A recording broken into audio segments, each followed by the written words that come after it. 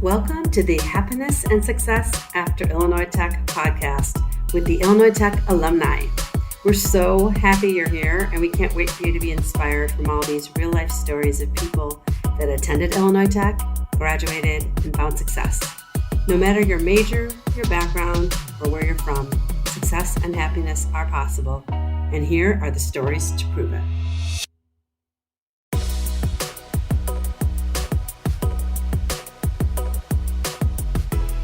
Welcome, everyone, to this episode. My guest this week is Jonathan Weiland. Welcome, Jonathan. Thank you. Nice to have you here. So tell everyone when you graduated from Illinois Tech and what your degree was. So I graduated in 2013. My degree was in information technology and management. That was my bachelor's. Did you, when you graduated or when you came to Illinois Tech to study that, did you change? Or was that like you committed to that? No. So I actually started out at COD for the first few years because I didn't really know exactly what I wanted to do in the technology field. And Ray, one of the advisors at IIT, told me to start off with, going to COD, take a few classes that I liked and see if I liked it, get a lot of my gen eds done, and then come talk to him in a year or two. And I did. Then I transferred into IIT on my second year of COD, and all my credits transferred. And then I just rolled into the IT degree. Yeah. So there's a lot to do in that degree. Yes. Sure it's bigger now than when I went to school. So yeah, that was good advice for him to tell you to just go take a couple classes, because if you do it, obviously you do it at a four-year school, it's a little bit different, but it's a bigger commitment too. You're committing to a program. Right. Like, what if I made the wrong decision? So that was really good advice. That was a wise advisor for sure. So when you graduated, so along the way, so it's ITM, that's what you get your degree in. Did you, as you were finishing up, were you thinking, okay, here's the job I want to get? Or were you like, I really want to do something a little bit different than what other people are doing with an ITM degree? Or how'd that work for you? So when I started off in my career, my school path, I wanted to just fix computers because that's what I like to do and that's what I enjoyed to do. But as the role came on, and as I learned more about the computers and what I did and what there was to do in school, in the job industries, I actually rendered into a support role. So it was customer, I guess. It's customer related support. So like help desk kind of thing. Mm-hmm. That's kind of where I landed for about 5 years, I think, when I got out of school. And then the company I still worked for, now, like 5 years up to the role, I got offered to be their system administrator. So I was in charge of all their computers, user interfaces, office admins, basically anything you could think of. I was that role because it was a smaller company. So I actually really like working not user interface as much anymore. I more work behind the scenes, and I definitely like it better than working with customers because customers yell at you. Mm-hmm. And I was tired of getting yelled at. So, but that's cool. So you, I'm looking at your trajectory. So it's smart that so they saw something in you and you got in this support role, which is customer facing. You're like, okay, I'll do it. But you did it for a while and said, this is not the greatest thing for me. I'd rather be behind the scenes. And the nice thing about that system admin role, I know, because I worked in software training, that's totally behind the scenes, but you have to be a jack of all trades, especially at those smaller companies. Yep. To know everything, right? Yeah. So it's smart. It's smart that you figured out, okay, I like this better, and that you're in that because it's a better fit, because it's playing to your strengths too. You could have probably done the other thing better or for longer, but like you said, it didn't feel good. You didn't like it. And all of a sudden now you're getting burned out. Now you're getting frustrated and you're like, I'm taking everything I'm learning and I'm not really enjoying how I'm interacting with people. So it's smart that you figured that out and did this other thing and know that it's a better fit for you. I think it's important for students to realize, because a lot of them will just say, oh, I'm good at this, so I'll just do it. I'm like, yeah, but do you really want to do that every day, all day? You get burned out. Yeah, for sure. You just got to be really open, I guess, for the newer students, I guess you want to wait. You just got to be open with your management and tell them, hey, I like what I'm doing, but I'm getting tired of doing it. And just, hey, I want to like try this rollout. It may not work for you, may not like it, but you still, I think if you be open and honest with whoever your employer is, and have an open communication, I guess the new thing is open door policy, I think they call it now. As long as that you have that and your management's cool about that, I don't think you could do anything.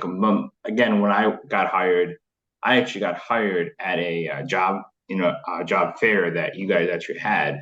The employer that I still work for was there.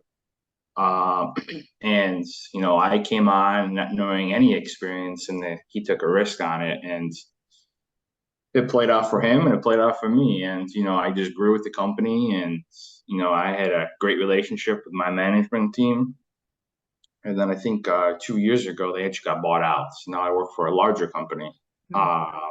So it's definitely, don't be afraid to talk to the management and tell them that, this is what I feel and what can you do for me? Because nowadays they're a lot more acceptable than they were probably when I started working. Especially too, because they want to keep good people. So if they think you're good at what you're doing and you want to try something else, chances are you're going to be successful at the thing you want to try. Number one. Number two, it costs a lot of money to train people and hire people, new people. You get to know that company and the industry you're working in, and you just want to apply other strengths or other skills to a new role. I've never talked to a manager who didn't like that idea. So I'm sure you're, like you were saying, you might be a little bit hesitant to do that, but most really good managers and good companies are going to want you to stay, and they're going to want you to try new things and keep you there. And if they don't have something for you, they can say, thank you for letting me know. How can we make more of this current role a little bit more of what you like? And I know that people aren't, especially younger people, are not trained to consider it that way. They're like, all right, get in, do a really good job, and then see what else you want to do later. It's like, no, you can have a back and forth conversation, and the really good managers are going to want to do that. And if people aren't receptive to it, then maybe that's your clue to now you're going to move on and do something different. Yeah, that's exactly what you said. If I've seen the younger generation because my sister is younger too, totally different industry, but they, I don't know if they're afraid to talk to them or they're just, like you were saying, that they just want to do a good job and then move on. But like you said, it's really hard to find good people these days. It's also really expensive to train people these days.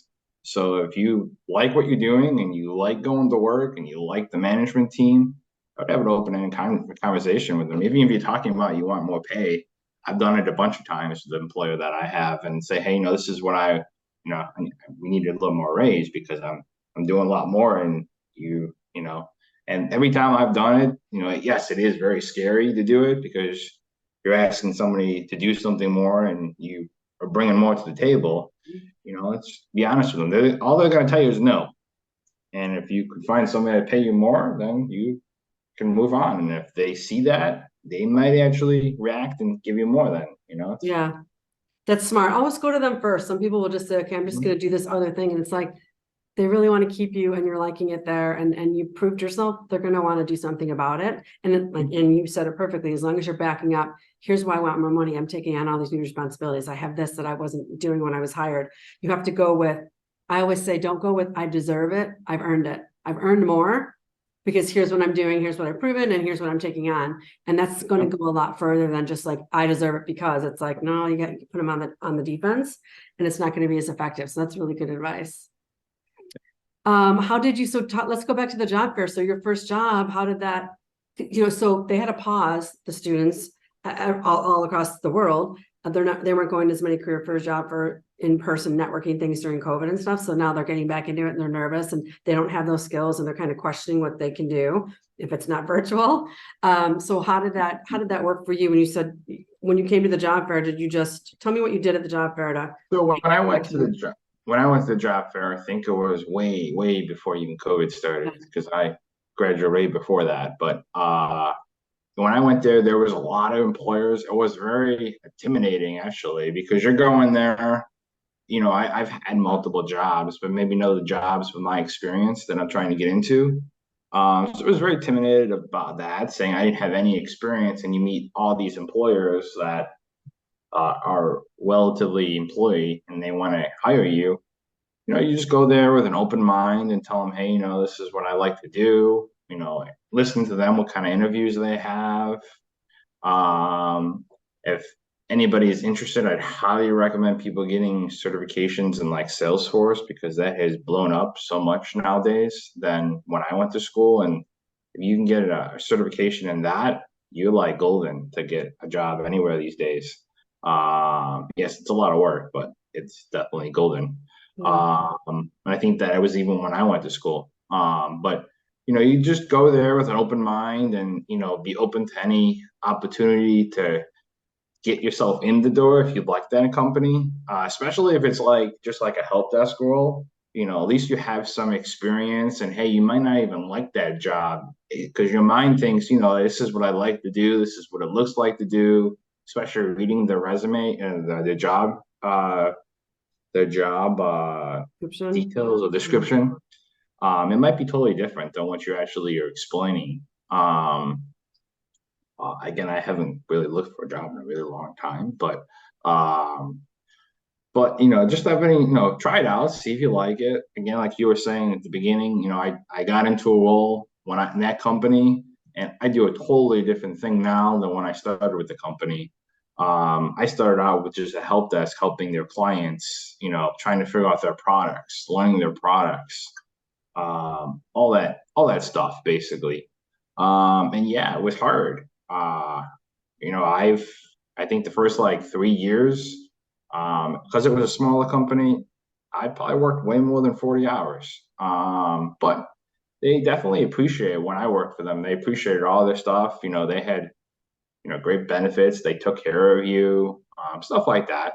Stuff that would, you would want to stay because of the culture that they built. And they just really took care of all their employers. And I actually physically knew my manager by a physical first name basis. And that's pretty hard these days to do. Yeah. So But when you were how did you make the connection? Because you said that connection with that employer, even though it was not the first employer you got a job with later. So was it LinkedIn or how did you just stay in touch with them by email? So they actually gave me their card and they told me the employer that I got hired by, they gave me a card and the young lady was very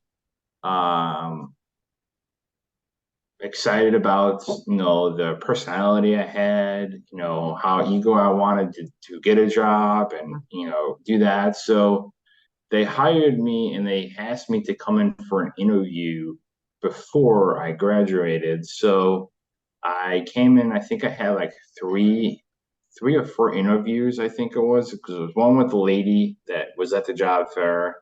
Then I met another person that was in support, and then I met the CTO. Then I came in again and met another person, and then they hired me on as like a trial basis for like 3 months to see if I would if it was a good fit for them and a good fit for us. And then after the 3 months, I think it was like almost a month into it, he said I got the job because I blew them away on how, quickly I was able to do things, this and that. And, they helped me grow and I grew with them and, it was awesome. Yeah.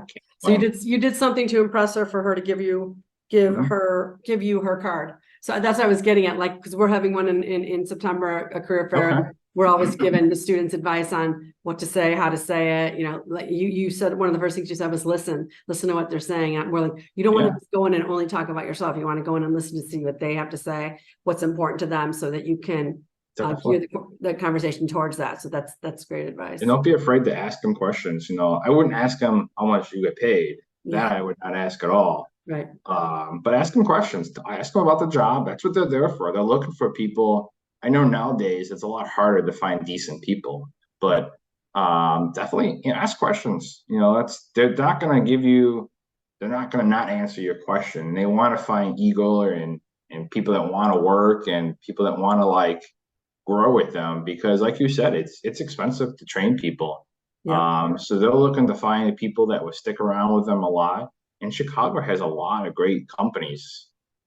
still. Yeah, That especially in the tech field, there's so many companies now in the city that will, you know, they have great benefits and great everything, yeah. basically. A lot of them nowadays even let you work from home, so that's even better. Uh-huh. Lots of cool parks. Yeah. So, like when I started, I had to come into the office every single day. There was no if or buts for my boss. And then COVID hit, and then that kind of like, you know, changed everybody's Mhm. idea of the office. But it's definitely awesome. I've seen both worlds. I definitely like working from home better, but um, I've seen them both. And if I have to go to the office, I will. We still Yeah. have an office in the city, so a few of them actually go into the office. But it's Yeah. So is there anything you wish you'd known a little sooner when you were at Illinois Tech or when you graduated where you're like, oh, I wish I would have does anything come to mind when you were a college student getting a new job? I probably would have paid a little more attention to like the command line prompts from like and maybe a little bit more in SQL. Just because I've used it a lot more now than when I was in school. And in school, I didn't really think I was ever going to use it because there was just a technology that I didn't feel that I was ever going to need. Um, Probably would have paid a little more attention to a few of those classes. Um, but I was young and Yeah. didn't think I was, but and yeah, maybe that's probably about the only thing. I had some awesome teachers. That some of them taught me a lot and told me never to like, always fend for yourself and, think about yourself. Don't think about, what the employer is going to do. So, that took to heart. And I had some awesome coworkers too that I've met along the way, and they also helped me out and told me, hey, always look out for yourself. The employer's not going to look out for you. So, um, other than that, I've learned a lot on myself. Um, you know, I'm not going to say YouTube is the best, but I've learned a lot along the way, and but I had some awesome employers to let me make those mistakes and say, Yeah. hey, it's okay to make those mistakes. This is how you fix it. Um, Right. but yeah, it was I had an awesome time. It was a great university. I'm sure it's changed since I've been there, but I've had an awesome time, and um, yeah, the faculty was awesome too. So I haven't had it really.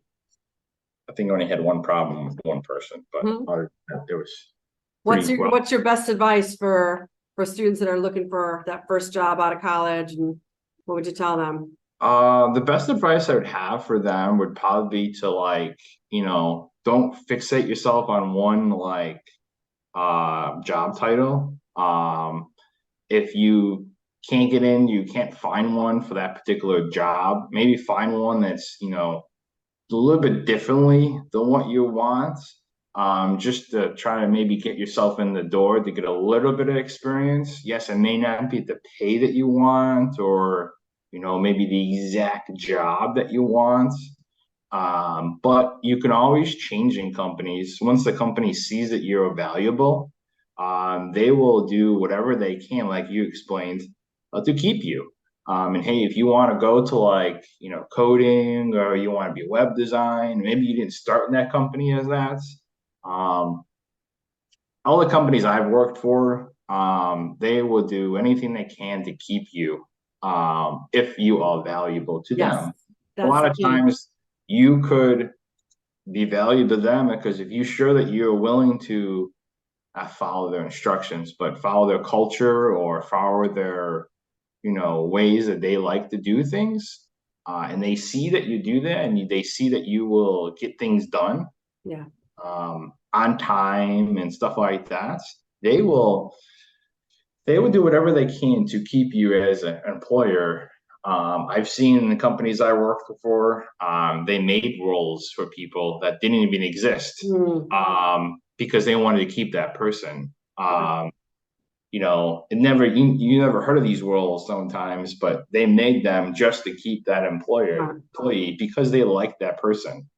That's not playing favorites. That's just tell them Smart. that they like you. They Yeah. want to keep you as an employee. So Yeah, and just because you want something new that doesn't exist doesn't mean someone else might want that, or the employer can value from the new thing they're about to implement because of you. So yes, I agree, but the key thing is show your value and fit it with the culture, and if it is a good fit, like, be authentic, but and show them you can get things done. And then when you want something new, chances are very, very good that you're going to be able to get it.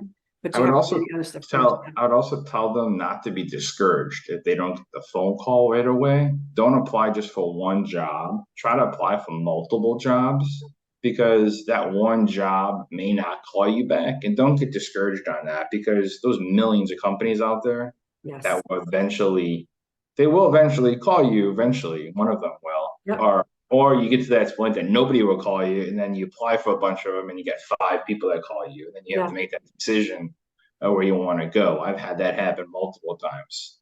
That Good advice. when I first got out of college from IIT, I didn't get that job right away. It took me a little while to get that job. I think I got it in the summertime actually. So I graduated IIT, and there was a bunch of weeks that I didn't have it, and I applied for millions of jobs probably. And not one of them called me back. And I felt, oh, what's wrong with me? And then when I got offered a job, I had like 5 people offer me a job at the same time. So that's awesome. Good advice. Yeah, they get to, because some of them get discouraged, like I don't have anything yet. It's like you said, there's millions of companies. There's not just and they all don't post their jobs on LinkedIn. It's expensive to post a job on LinkedIn. So there's other avenues. We just tell them we like LinkedIn simply because they can connect with people there, but apply for the job wherever you want and then get on LinkedIn and make your connections and build the relationships and stuff. LinkedIn, Indeed is really good too. Yes. I definitely had a lot of success with both of those. LinkedIn, I liked how they held out our jobs. That was, I think, something new when I started going to school, was that they just started putting jobs on LinkedIn. So it wasn't really as big as it is now. Yeah. But Indeed is definitely a decent one that I liked a lot. I found a lot of good companies on there too. Awesome. And you can always follow, once you find the hiring manager, you can always go on LinkedIn and connect with them and so whatnot. Awesome. Well, thank you for all of your insights. It was fun talking to you. If people want to get in touch with you or here, just connect with you, is LinkedIn a good place? Are you on LinkedIn? Yep, I'm on LinkedIn. Message me, and then we can connect there. If you have any questions in the future, definitely reach out to me. I'm happy to share any wisdom or try to help you out. Thanks. And we can go from there. Thanks, Jonathan. I appreciate it. No problem. All right. Take care, everyone. See you next time. Bye. Bye.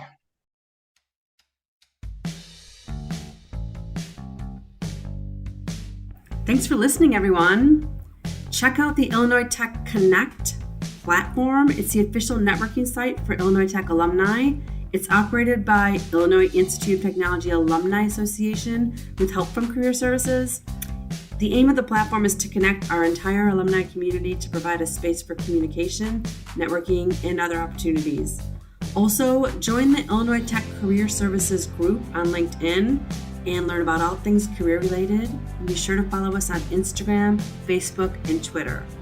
Finally, as an alum, whenever you need career guidance or advice, you're always welcome to connect to the Career Services Department, make an appointment with a career coach, and take advantage of this lifelong resource available to all alumni.